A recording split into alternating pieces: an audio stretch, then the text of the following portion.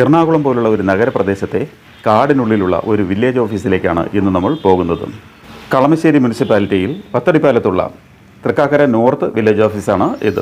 ഇഴജന്തുക്കളും മറ്റും അനായാസനെ കടന്നു ചെന്ന് സ്വൈര്യവികാരം നടത്താൻ കഴിയുന്ന ഇതിൻ്റെ ചുറ്റുപാട് കണ്ടാൽ ആരെയും അമ്പരിപ്പിക്കും. ഇവിടെ പണിയെടുക്കുന്ന സർക്കാർ ജീവനക്കാർ ഇതൊന്നും ശ്രദ്ധിക്കാതെ അവരുടെ പണികളിൽ മാത്രം മുഴുകുന്നു.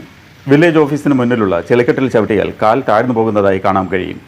ഏതു സമയത്തും നിലംപത്താവുന്ന തരത്തിലുള്ള ഒരു പടുകൂറ്റൻ വൃക്ഷം ഈ വില്ലേജ് ഓഫീസിന് മുകളിൽ വളർന്നു നിൽക്കുന്നത് കാണാം. പഴകിയ ഈ വില്ലേജ് ഓഫീസ് കെട്ടിടത്തിൻ്റെ മുകളറ്റം വരെ കാടുകൾ മൂടിക്കിടക്കുന്നു. ഓരോരോ ആവശ്യങ്ങൾക്കെത്തുന്ന പാവം ജനത ഇതെല്ലാം കണ്ടും കേട്ടും മിണ്ടാതെ പോകുന്നു. ഈ വീഡിയോ മാക്സിമം ഷെയർ ചെയ്ത് ഈ ഒരു പ്രശ്നത്തിന് പരിഹാരം കാണാൻ കഴിയുമെന്ന് കരുതുന്നു.